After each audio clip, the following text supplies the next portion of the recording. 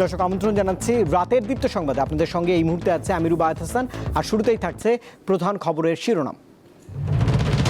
সংবিধানের পঞ্চদশ সংশোধনী বাতিলের রায় আপিল বিভাগে বহাল। তত্ত্বাবধায়ক সরকারের অধীনে হবে আগামী জাতীয় সংসদ নির্বাচন, জানালেন আইনমন্ত্রী। আমার ভোট আমি দেব, যাকে খুশি তাকে দেব, এবং সেই প্রক্রিয়ায় ফেরার জন্য তত্ত্বাবধায়ক সরকারের বিকল্প কোনো পথ ছিল না। আমরা সেই জায়গাটা রাজনৈতিকভাবে অঙ্গীকারবদ্ধ। ভারী বৃষ্টিপাতে পাহাড় ধসে বিপর্যস্ত পার্বত্য অঞ্চল। বান্দরবান ও কক্সবাজারের 7 জনের প্রাণহানি। সাজেকে আটকে পড়া 150 জনকে উদ্ধার করেছে প্রশাসন। ঢাকাকে বাসযোগ্য শহর হিসেবে গড়ে তুলতে সবার প্রতি আহ্বান জানিয়েছেন প্রধানমন্ত্রী। মাসব্যাপী বৃক্ষমেলা উদ্বোধনের পর ঘুরে দেখলেন সরকার প্রধান।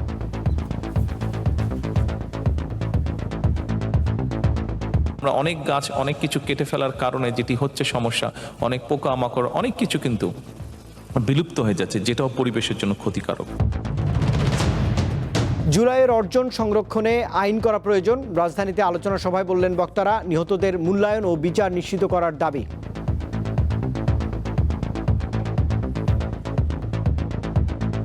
আমাদের এই 7টা বিচার কেন হলো? কেন আমাদের সবার বিচার হলো না? আয়াতুল্লাহ আলী খামেনিকে শেষ বিদায় জানাতে মাশহাদ শহরে লাখো মানুষ। দ্বিতীয় দিনের মতো ইরান ও যুক্তরাষ্ট্রের পাল্টাপাল্টি হামলা অব্যাহত।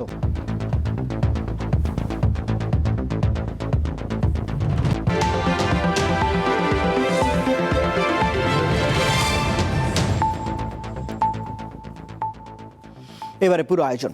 তত্ত্বাবধায়ক সরকার ব্যবস্থাপনা বাতিল করে আনা সংবিধানের পঞ্চদশ সংশোধনী অবৈধ ঘোষণা করে হাইকোর্টের দেয়া রায় বহাল রেখেছে আপিল বিভাগ। বৃহস্পতিবার প্রধান বিচারপতির নেতৃত্বে গঠিত 4 বিচারপতির বেঞ্চ এ বিষয়ে করা আপিল খারিজ করে দেন। আইনজীবীরা বলছেন, এই রায়ের ফলে তত্ত্বাবধায়ক সরকার ব্যবস্থাপনা এবং গণভোট ফিরবে সংবিধানে। কোনো ধরনের বিতর্ক ছাড়াই দেশে বেশ কয়েকটি জাতীয় সংসদ নির্বাচন অনুষ্ঠিত হয় তত্ত্বাবধায়ক সরকারের অধীনে। কিন্তু তত্ত্বাবধায়ক সরকার ব্যবস্থা বাতিল করে রায় দেয় সুপ্রিম কোর্ট।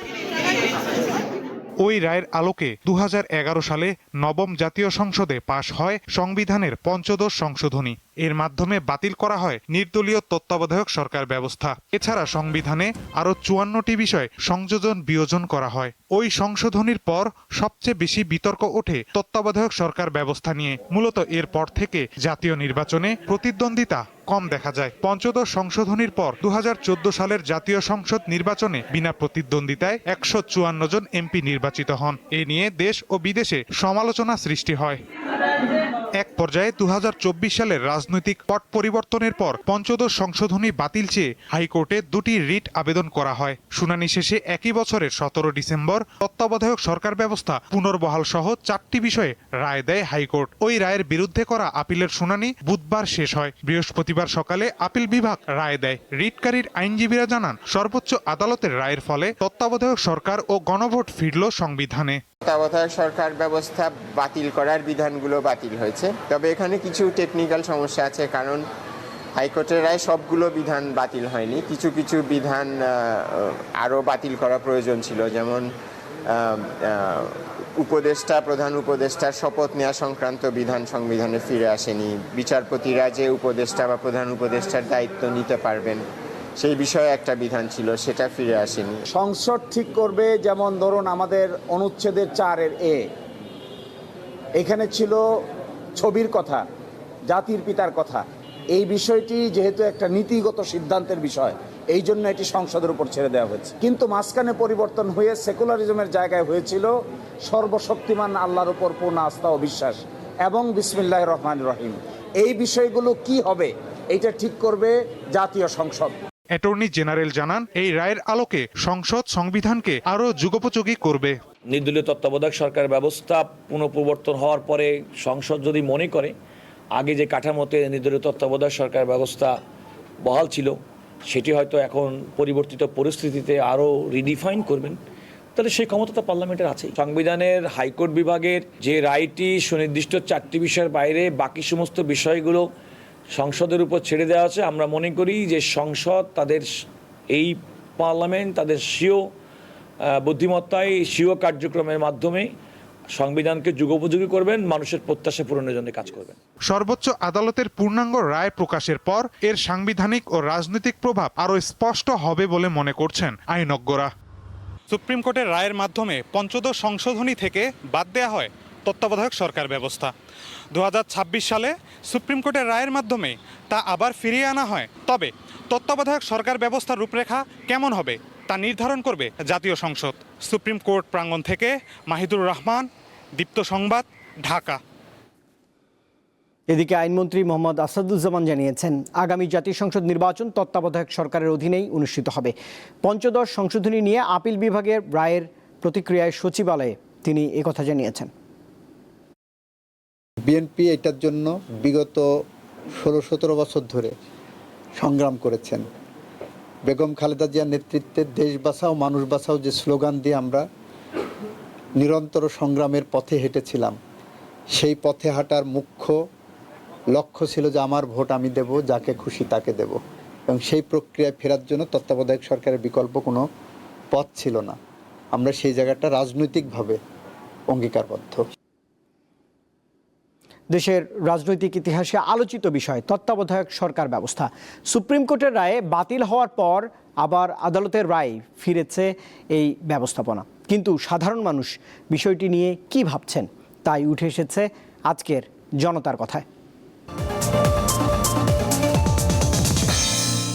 সর্বোচ্চ আদালতের রায়ে ফিরছে তত্ত্বাবধায়ক সরকার ব্যবস্থা। আইনমন্ত্রী জানিয়েছেন, আগামী জাতীয় সংসদ নির্বাচন অনুষ্ঠিত হবে নির্দলীয় তত্ত্বাবধায়ক সরকারের অধীনে। এ নিয়ে কি বলছেন সাধারণ মানুষ, শুনবো আজকের জনতার কথায়। তত্ত্বাবধায়ক সরকার এসেছে, আমরা সাধুবাদ জানাই এবং এটাকে বহাল রাখুক। আগামী নির্বাচন তত্ত্বাবধায়ক আন্ডারে হয়, আমরা এই ব্যাপারে আশাবাদী। কে এটাকে পরিচালনা করবে, তাই না, বিষয় আছে। তা আমি আশাবাদী যে আগামী দিনে তত্ত্বাবধায়ক সরকার ভালো করবে। গণতান্ত্রিক দেশ হিসেবে চিন্তা ভাবনা করেন, সিভিল রাইটের ফার্স্ট ক্রাইটেরিয়া হচ্ছে যে ভোট দেওয়া। যদি ভোট না দিতে পারেন তারপরে সিভিল রাইট কখনো আপনার অ্যাপ্লাই করতে পারবেন না। তো এই দেশের সিভিল রাইটটাকে অ্যাপ্লাই করার জন্য ভেরি ইমপ্যাক্ট আপনার সিস্টেম হচ্ছে যে তত্ত্বাবধায়ক সরকার সিস্টেমটা। সরকার আসলে ভালো হয়, কারণ সাধারণ মানুষ এবং গ্রাম অঞ্চল, গ্রাম মহল্লা, পাড়াগাঁয়ে, শহর সকলের জন্য আস্থা ফিরে আসবে। তত্ত্বাবধায়ক সরকার হলে যেমন করে না, বাংলাদেশের নাগরিক সুযোগ সুবিধা পাবে, স্বাধীনভাবে ভোট দিতে পারবে, কোনো ঝামেলা থাকবে না, ভয় থাকবে না। যদি প্রক্রিয়াটা যদি সহজ হয় এবং জনগণের যে মতামত বা ভোট দেওয়ার যে প্রয়োগটা সেটা যদি সঠিকভাবে মূল্যায়ন হয় তাহলে ওয়েলকাম, এটা ভালোই পদ্ধতি, খারাপ না। টানা ভারী বৃষ্টিপাতে পাহাড় ধসে বিপর্যস্ত হয়ে পড়েছে পার্বত্য অঞ্চল। মৃত্যুর সংখ্যাও দিন দিন বেড়ে চলেছে। বিভিন্ন সড়কে পানি উঠে যাওয়ায় যোগাযোগ ব্যবস্থাপনা বিচ্ছিন্ন হয়ে পড়েছে অনেক এলাকাতেই। এদিকে সাজেকে আটকে পড়া 500 পর্যটকের মধ্যে প্রায় 150 জনকে নিরাপদে সরিয়ে নেওয়া হয়েছে। টানা বৃষ্টিতে বান্দরবনের লামায় পাহাড় ধসে 5 জনের মৃত্যু হয়েছে। বৃহস্পতিবার ভোরের দিকে আজিজনগর ইউনিয়নে পাহাড় ধসের ঘটনা ঘটে। এ সময় ঘুমন্ত অবস্থায় মাটি চাপা পড়ে ইউনুস নামের এক ব্যক্তি, তার স্ত্রী রেনু আক্তার এবং তাদের 5 বছর বয়সী ছেলে সোলাইমান মারা যায়। পরে একই এলাকায় পৃথক পাহাড় ধসের ঘটনায় আরেকটি পরিবারের 2 জনের মৃত্যু হয়। খবর পেয়ে ফায়ার সার্ভিস ও পুলিশ সদস্যরা উদ্ধার অভিযান চালিয়ে 5 জনের মরদেহ উদ্ধার করেন।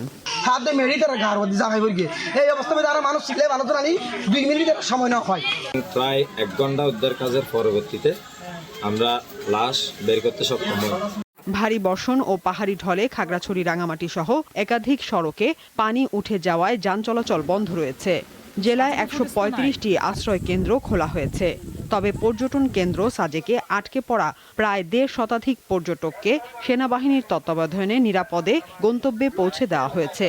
সকাল 6টা থেকে পানি বাড়তেছে, আমরা এই পর্যন্ত আছি। খাগড়াছড়ি থেকে যে লংগদুর একমাত্র সড়ক পথ, সেটিও পানির নিচে আছে। নম্বর হাদাছড়া পথ বিচ্ছিন্ন হয়ে গেছে। ভারী বৃষ্টিতে প্লাবিত হয়েছে কক্সবাজারের নিচু এলাকাগুলো। চকরিয়ায় গত রাতে পাহাড় ধসে মৃত্যু হয়েছে 2 শিশুর। রাঙামাটিতে গত কয়েকদিন ধরে মাঝারি থেকে ভারী বৃষ্টিপাত অব্যাহত রয়েছে।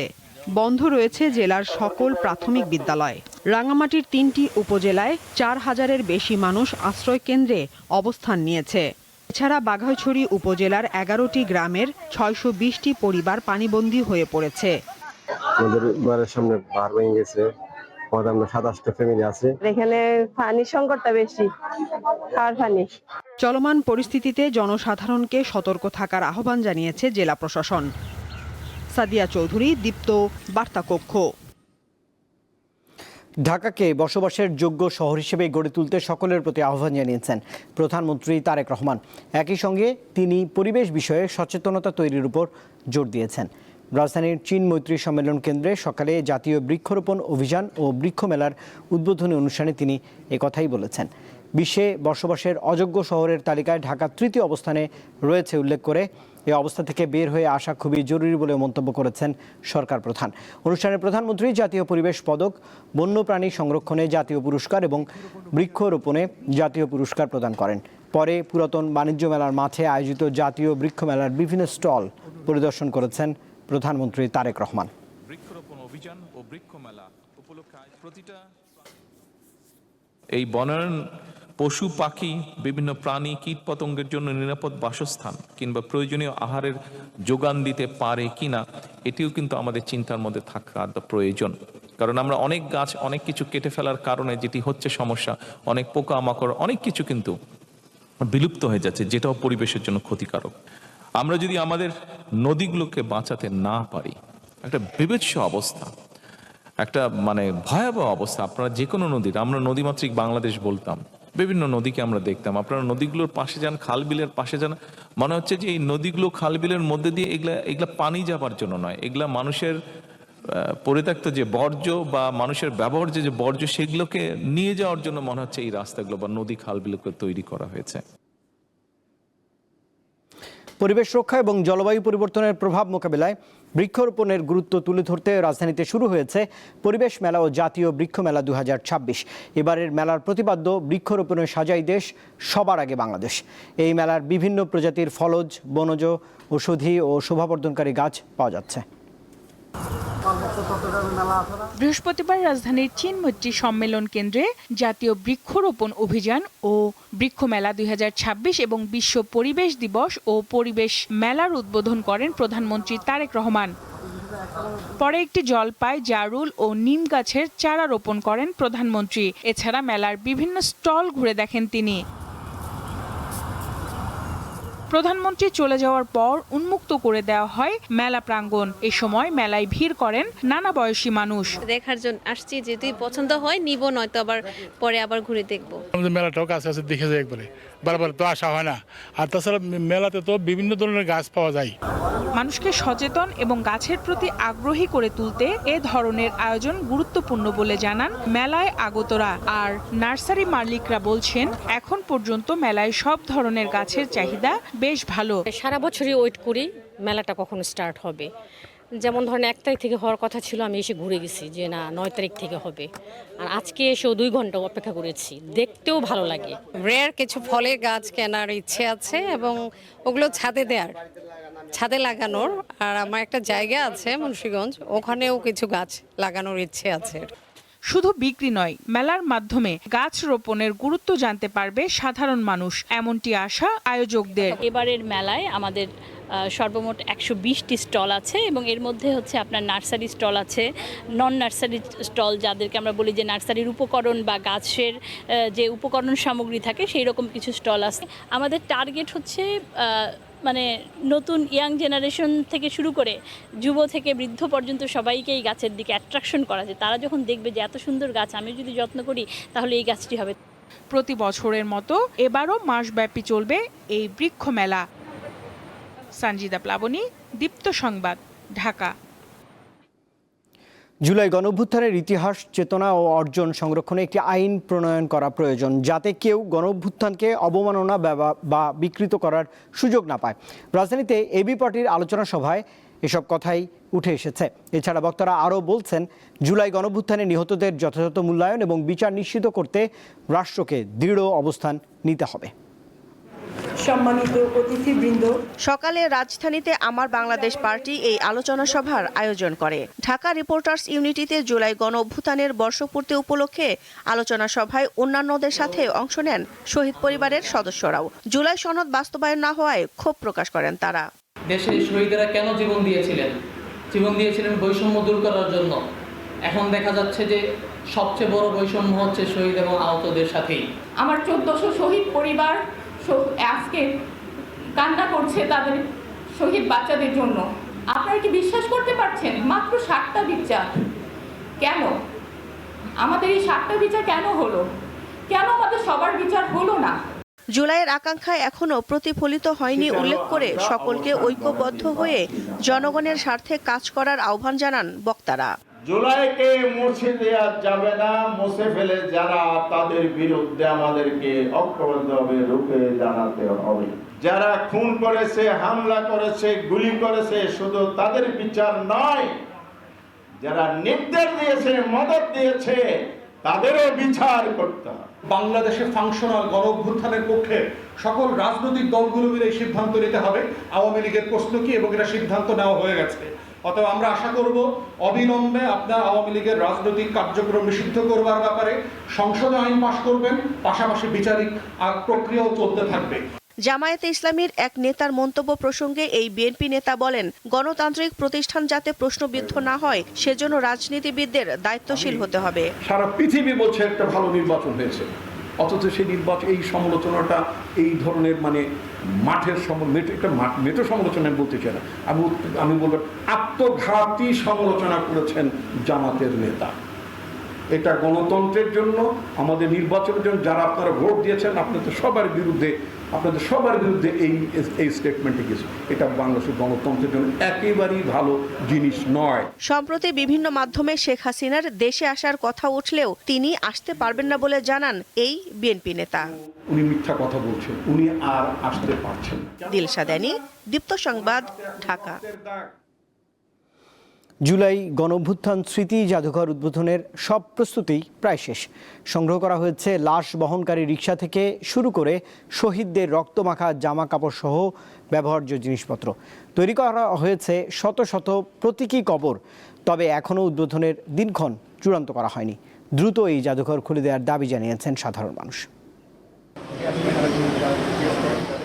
এক সময়ের ক্ষমতার কেন্দ্রবিন্দু এই গণভবন এখন জুলাই গণঅভ্যুত্থান স্মৃতি জাদুঘর নামে পরিচিত। আন্দোলন সংগ্রামের 2টি বছর অতিবাহিত হয়ে গেলেও এখনও নানা কারণে উদ্বোধন করা সম্ভব হয়নি এই স্মৃতি জাদুঘরটি। সাধারণ মানুষ বলছেন, সকল জল্পনা কল্পনার অবসান ঘটিয়ে অচিরেই যেন সকলের জন্য উন্মুক্ত করে দেয়া হয় এই স্মৃতি বিজড়িত জাদুঘরটি। পটুয়াখালীর বাউফলের বাসিন্দা রনি আহাদ 2 বছরের মেয়ে ও স্ত্রীকে নিয়ে রাজধানীতে এসেছেন চিকিৎসা করাতে। ইচ্ছে ছিল জুলাই গণঅভ্যুত্থান স্মৃতি জাদুঘর ঘুরে দেখার, তবে এসে দেখলেন এখনো চালু হয়নি। জাদুঘরটা দেখার জন্য আসছি, 2 বছর হয়ে গেল। জুলাই জাদুঘরটা উদ্বোধন হলে আমরা ভিতরে যাই দেখতে পারতাম, আমাদের ছেলে মেয়ে জানতো যে জুলাই কী ছিল, জুলাই কত ভাইয়ের রক্ত দিছে, আত্মত্যাগের বিনিময়ে জুলাই। যেটা অতি তাড়াতাড়ি আমরা চাই যে এটা উদ্বোধন হোক, আমাদের প্রজন্ম যেন জানতে পারে যে জুলাই কি ছিল। শুধু রনি আহাদ নয়, জাদুঘরটি সপরিবারে দেখতে এসেছেন সৌদি প্রবাসী জহিরুল ইসলাম। তবে ভেতরে ঢুকতে না পারায় আক্ষেপের সুর তার কণ্ঠেও। আমরা তো প্রবাসী ছিলাম, আমরা এই আন্দোলনের সাথে প্রবাসেও জড়িত ছিলাম। জুলাই জাদুঘর চালু হতো, তাই আমরা ফ্যামিলি নিয়ে আসছি, এখন দেখতে পারতে পারি, আবার যেন পরবর্তীতে আইসা দেখতে পারি। জাদুঘরটি শুধু স্মৃতিচারণের স্থান নয়, বরং জুলাই আন্দোলনের ইতিহাস, ত্যাগ ও সংগ্রাম নতুন প্রজন্মের কাছে তুলে ধরার একটি গুরুত্বপূর্ণ কেন্দ্র হিসেবে কাজ করবে বলে মনে করছে এই প্রজন্মের অনেকে। ছাত্র সমাজ তো অনেক কষ্ট আন্দোলন করে তো বাংলাদেশ স্বাধীন করেছে 2024 সালে। সরকারের কাছে এটাই চাচ্ছি যে সরকার যেন তাড়াতাড়ি জাদুঘরটাকে উন্মুক্ত করে দেয়। কয়েকবার আসছি, ঘুরে গেছি, কিন্তু ভিতরে ঢুকতে পারি নাই। ভাবছি এই মাসে যেহেতু জুলাই আন্দোলন হয়েছে, এই মাসে এটা উদ্বোধন করার কথা, এই মাসে উদ্বোধন না হলে আর কবে হইবে। এই জাদুঘর 5 আগস্টের মধ্যে উদ্বোধন করা না হলে জনগণই নিজেরাই খুলে প্রবেশ করবে বলে হুঁশিয়ারি দিয়েছেন জাতীয় নাগরিক পার্টির আহ্বায়ক ও জুলাই গণঅভ্যুত্থানের অন্যতম সমন্বয়ক নাহিদ ইসলাম। নূর আলম, দীপ্ত সংবাদ, ঢাকা। চট্টগ্রামের সীতাকুণ্ডে শিশু জান্নাতুন্নেসা ইরাবতীকে ধর্ষণ চেষ্টার পর গলা কেটে হত্যা মামলায় বাবু শেখ নামে একজনের ফাঁসির আদেশ দিয়েছে আদালত। দুপুরে নারী ও শিশু নির্যাতন দমন ট্রাইব্যুনাল 4-এর বিচারক জান্নাতুল ফেরদৌস এই রায় দেন। বিচার শুরুর 12 কার্যদিবসের মধ্যেই এই মামলার রায় ঘোষণা করল আদালত। নিহত শিশু সীতাকুণ্ডের স্থানীয় একটি প্রাথমিক বিদ্যালয়ের 2য় শ্রেণীর শিক্ষার্থী ছিল। শিশুটির বাবার সঙ্গে বিরোধের জেরে বাবু শেখ শিশুটিকে হত্যার পরিকল্পনা করে। গত 1 মার্চ শিশুটিকে ফুসলিয়ে পাহাড়ে নিয়ে প্রথমে ধর্ষণ চেষ্টা এবং পরে ছুরি দিয়ে গলা কাটে সে। পরদিন রাত 1:30টার দিকে চট্টগ্রাম মেডিকেল কলেজ হাসপাতালে চিকিৎসাধীন অবস্থায় শিশুটির মৃত্যু হয়।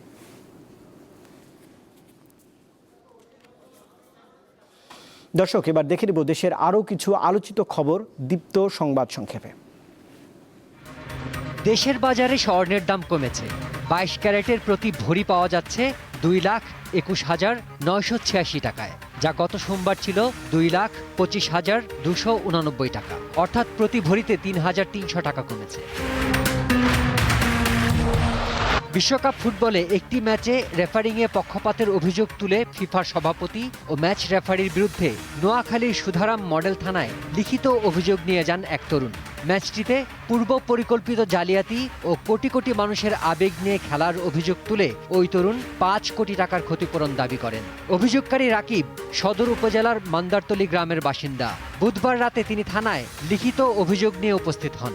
তবে পুলিশ জানিয়েছে এ বিষয়ে তাদের আইনগত এখতিয়ার নেই। নারায়ণগঞ্জের সোনারগাঁয়ে সংঘবদ্ধ ডাকাতির শিকার হয়েছেন জাপান প্রবাসী এক দম্পতি। তাদের অভিযোগ, ডাকাতেরা অস্ত্রের মুখে তাদের কাছ থেকে প্রায় 15 ভরি স্বর্ণালঙ্কার সহ নগদ টাকা ও মোবাইল ফোন ছিনিয়ে নিয়েছে। এই ঘটনায় জাপান যাত্রাও অনিশ্চিত হয়ে পড়েছে পরিবারটির। বুধবার রাত 10:30টার দিকে ঢাকা চট্টগ্রাম মহাসড়কের মেঘনা টোল প্লাজা সংলগ্ন এলাকায় এ ঘটনা ঘটে। উৎপাদন বন্ধ থাকা প্রতিষ্ঠানের শেয়ার লেনদেন বন্ধ করার উদ্যোগ নেওয়া হবে বলে জানিয়েছেন বাংলাদেশ সিকিউরিটিজ অ্যান্ড এক্সচেঞ্জ কমিশনের চেয়ারম্যান। তিনি বলেন, বন্ধ প্রতিষ্ঠানের শেয়ার লেনদেন হওয়ার সুযোগ বিশ্বের কোথাও নেই। বৃহস্পতিবার ক্যাপিটাল মার্কেট জার্নালিস্ট ফোরামের আলোচনায় তিনি এসব কথা বলেন। পলাতক 3 পুলিশ কর্মকর্তাকে চাকরিচ্যুত করা হয়েছে। ওই কর্মকর্তারা হলেন র্যাব 14 এর অতিরিক্ত police super Jewel Chakma, Rajarbagh police telecom সংস্থার টেলিকম অফিসার মাহমুদুল হাসান এবং জামালপুর ইন সার্ভিস ট্রেনিং সেন্টারের অতিরিক্ত পুলিশ সুপার বিতু বিশ্বাস। বৃহস্পতিবার এ তথ্য জানানো হয়। আন্তর্জাতিক প্রসঙ্গ। যুক্তরাষ্ট্র ও ইরানের মধ্যে উত্তেজনা আবারও তীব্র আকার ধারণ করেছে। ইরানের দক্ষিণাঞ্চলের বিভিন্ন স্থানে দ্বিতীয় দিনের মতো হামলা চালিয়েছে মার্কিন বাহিনী। ইরানের সংবাদ মাধ্যমগুলো জানিয়েছে, বুধবার ট্রাম্পের ভয়াবহ হামলার হুঁশিয়ারির পর রাতভর বন্দর আব্বাস, সিরিক সহ বিভিন্ন জায়গায় বিস্ফোরণের খবর পাওয়া গেছে। দেশটির স্বাস্থ্য মন্ত্রণালয় জানিয়েছে, গত 2 দিনে দেশটির 5টি প্রদেশে যুক্তরাষ্ট্রের হামলায় 14 জন নিহত এবং 78 জন আহত হয়েছে। বন্দরনগরী চাবাহারে বিস্ফোরণের পর বিদ্যুৎ সরবরাহ বন্ধ হয়ে গেছে। এদিকে ইরানে হামলার পরই বাহরাইনে সতর্ক সংকেত বাজানো হয়। একই সময়ে কুয়েতের বিভিন্ন স্থানে বিস্ফোরণের শব্দ শোনা গেছে। দেশটির সেনাবাহিনীর দাবি, শত্রুপক্ষের ক্ষেপণাস্ত্র এবং ড্রোন হামলা প্রতিহতের সময় এসব বিস্ফোরণ ঘটেছে। এদিকে ইরানের প্রয়াত সর্বোচ্চ নেতা আয়াতুল্লাহ আলী খামেনির দাফন প্রক্রিয়া শুরু হয়েছে। তাঁর জন্মস্থান মাশহাদ শহরে শিয়া মুসলিমদের ইমাম রেজার মাজারে তাঁকে চিরনিদ্রায় শায়িত করা হবে। ইতিমধ্যে ইরাক থেকে উড়োজাহাজে করে তাঁর মরদেহ মাশহাদে আনা হয়েছে। খামেনিকে বিদায় জানাতে ইরাকের নাজাফ এবং কারবালার প্রত্যাশার চেয়ে বেশি জনসমাগমের কারণে যেখানে বুধবার জানাজার মিছিল বিলম্বিত হয়, এই কারণে দাফনের সময় পেছানো হয়। গত শুক্রবার থেকে খামেনির জানাজা এবং দাফন ঘিরে শুরু হয় সপ্তাহব্যাপী শোক অনুষ্ঠান। 1939 সালের 19 এপ্রিল মাশহাদে জন্মগ্রহণ করেন আয়াতুল্লাহ আলী খামেনি।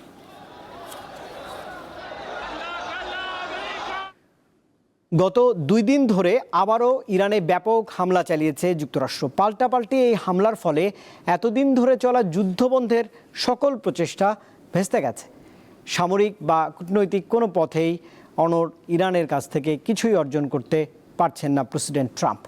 উল্টো আবারও ইরান যুদ্ধের মধ্যেই আটকে গিয়েছেন এই প্রেসিডেন্ট। এ বিষয়ে বিস্তারিত জানাচ্ছেন সহকর্মী ইশরাত সুমা। ইরানের সাবেক সর্বোচ্চ নেতা আয়াতুল্লাহ আলী খামেনির জানাজা ও দাফন অনুষ্ঠান চলাকালীন ইরানে হামলা না চালানোর প্রতিশ্রুতি দিয়েছিলেন ডোনাল্ড ট্রাম্প, কিন্তু ওয়াদা ভঙ্গ করা ট্রাম্পের নেশা। আর তাই এই শেষ বিদায় চলাকালীন দক্ষিণ ইরানে ভয়াবহ হামলা চালাচ্ছে ওয়াশিংটন। জবাবে সমান তালে উপসাগরীয় দেশগুলোর মার্কিন স্থাপনায় হামলা চালিয়ে যাচ্ছে তেহরান। দুই পক্ষের মধ্যে নতুন করে পাল্টাপাল্টি হামলা শুরু হওয়ায় যুদ্ধ বন্ধের যে চেষ্টা এতদিন চলছিল সেটি ভেস্তে গেছে। ফলে আবারও ইরান যুদ্ধের মধ্যেই আটকে গেলেন ট্রাম্প। এই যুদ্ধ থেকে সহজে বের হতে পারছেন না তিনি। বিশ্লেষকরা বলছেন ট্রাম্পের সামনে আর কোনো বিকল্প খোলা নেই। আবার যেসব পথ খোলা রয়েছে সেগুলো ঝুঁকিপূর্ণ এবং সহিংসতাপূর্ণ। সামরিক বা কূটনৈতিক কোনো পথেই অনড় ইরানের কাছ থেকে ট্রাম্প কিছুই অর্জন করতে পারবেন না। এমনকি হামলা চালিয়ে ইরানকে আলোচনায় আনার যে চেষ্টা সেটাও মাঠে মারা যাবে বলছেন বিশ্লেষকরা। এই যুদ্ধের মাধ্যমে ইরানের পারমাণবিক কর্মসূচির ভবিষ্যৎ নির্ধারণ করতে চেয়েছিলেন মার্কিন প্রেসিডেন্ট, কিন্তু ইরান এ বিষয়ে কোনো ছাড় দিতে রাজি নয়। অন্যদিকে যুক্তরাষ্ট্র এখন সামান্য পিছু হটলেও ইরান সেই সুযোগ ভালোভাবেই কাজে লাগাবে, অর্থাৎ উভয় সংকটে ট্রাম্প নিজেই। যুক্তরাষ্ট্রের নভেম্বরে অন্তর্বর্তী নির্বাচনও ট্রাম্পের জন্য বেশ বড় চিন্তার কারণ এই নির্বাচনের আগেই যুদ্ধ পুরোপুরি বন্ধের জন্য বেশ চাপের মুখে পড়েছেন তিনি। এই যুদ্ধের কারণে যুক্তরাষ্ট্রের অর্থনীতি ক্ষতিগ্রস্ত হয়েছে, ট্রাম্পের জনপ্রিয়তাও অনেক কমে গেছে। আবার যদি জ্বালানি তেলের দাম অনেক বেড়ে যায় তবে ভোটাররা রিপাবলিকান পার্টির বিপক্ষে চলে যেতে পারেন। এই যুদ্ধের শুরু থেকেই ইরানের বিপক্ষে বিশাল সামরিক সাফল্যের দাবি করছেন যুক্তরাষ্ট্রের প্রেসিডেন্ট ট্রাম্প, আবার একই দাবি করছে তেহরানও। তবে কোনো সমাধান ছাড়া পিছু হটলে বিশ্বের পাশাপাশি নিজ দেশেও রাজনৈতিক ভাবমূর্তি ক্ষুণ্ণ হবে ট্রাম্পের। বিশ্লেষকরা বলছেন কোনো স্থায়ী ও শক্তিশালী চুক্তি ছাড়া সরাসরি এবং তাৎক্ষণিকভাবে এই যুদ্ধ থেকে বের হওয়া ট্রাম্পের জন্য এক প্রকার অসম্ভব। তাই পরিস্থিতি সম্পূর্ণ শান্ত না হওয়া পর্যন্ত তাকে এই সংঘাত বা টানাপোড়েনের মধ্যে দিয়ে পথ চলতে হবে। দর্শক, এবারে বিআরবি কেবলস নিবেদিত ফিফা ওয়ার্ল্ড কাপ 2026।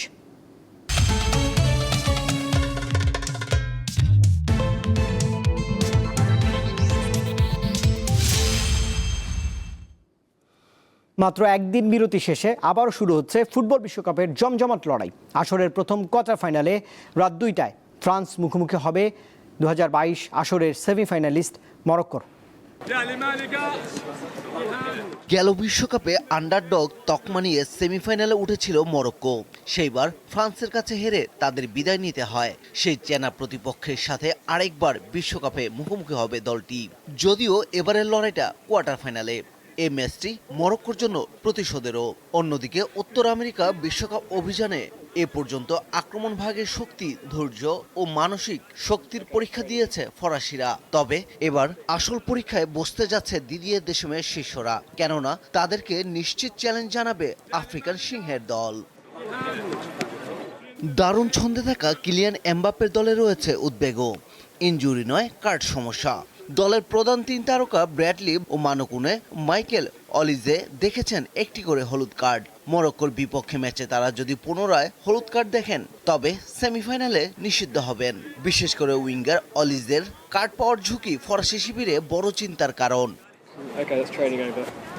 পরিসংখ্যান ও সাম্প্রতিক পারফরমেন্সে ফ্রান্স এগিয়ে থাকলেও মরক্কোর রক্ষণ, দ্রুত পাল্টা আক্রমণ ও বড় ম্যাচে লড়াই করার মানসিকতা ফরাসিদের জন্য বিরাট চাপের বিষয়। মরক্কোর মতো টেকনিক্যালি দক্ষ, শারীরিক সক্ষমতাপূর্ণ ও আত্মবিশ্বাসী দলের মুখোমুখি ফ্রান্স হয়নি এখনো। ম্যাচটি শুরুর আগেই মাঠের বাইরে রেফারি নিয়ে তীব্র বিতর্কের ঝড় উঠেছে। ফ্রান্স ও মরক্কোর মধ্যকার কোয়ার্টার ফাইনাল ম্যাচে এমন এক রেফারি প্যানেল নিয়োগ দেওয়া হয়েছে 96টি ম্যাচেও দেখা যায়নি। এই প্রথম কোনো ম্যাচে অনফিল্ড ও অফফিল্ড মিলিয়ে 5 অফিসিয়াল, সবাই একই দেশ আর্জেন্টিনার। পারভেজ খোকন, দীপ্ত স্পোর্টস। দর্শক, এই খবরের সঙ্গে শেষ করছি রাতের দীপ্ত সংবাদ। শেষ করার আগে প্রধান খবরের শিরোনাম থাকছে আরেকবার। সংবিধানের ৫ম সংশোধনী বাতিলের রায় আপিল বিভাগে বহাল, তত্ত্বাবধায়ক সরকারের অধীনে হবে আগামী জাতীয় সংসদ নির্বাচন, জানালেন আইনমন্ত্রী। আমার ভোট আমি দেব, যাকে খুশি তাকে দেব, এবং সেই প্রক্রিয়ায় ফেরার জন্য তত্ত্বাবধায়ক সরকারের বিকল্প কোনো পথ ছিল না। আমরা সেই জায়গাটা রাজনৈতিকভাবে অঙ্গীকারবদ্ধ। ভারী বৃষ্টিতে পাহাড় ধসে বিপর্যস্ত পার্বত্য অঞ্চল, বান্দরবান এবং কক্সবাজারে 7 জনের প্রাণহানি। সাজেকে আটকে পড়া 150 পর্যটককে উদ্ধার করেছে প্রশাসন। ঢাকাকে বাসযোগ্য শহর হিসেবে গড়তে সবার প্রতি আহ্বান জানিয়েছেন প্রধানমন্ত্রী। মাসব্যাপী বৃক্ষ মেলা উদ্বোধনের পর ঘুরে দেখেছেন সরকার প্রধান।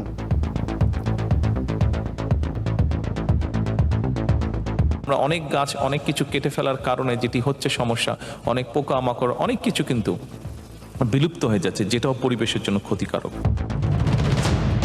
জুলাইয়ের অর্জন সংরক্ষণে আইন করা প্রয়োজন। রাজধানীতে আলোচনা সভায় বললেন বক্তারা। নিহতদের মূল্যায়ন ও বিচার নিশ্চিত করার দাবি।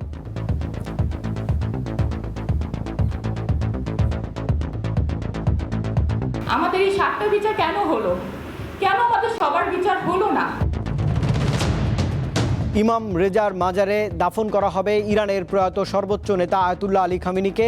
শেষ বিদায় জানাতে মাশহাদ শহরে লাখো মানুষ।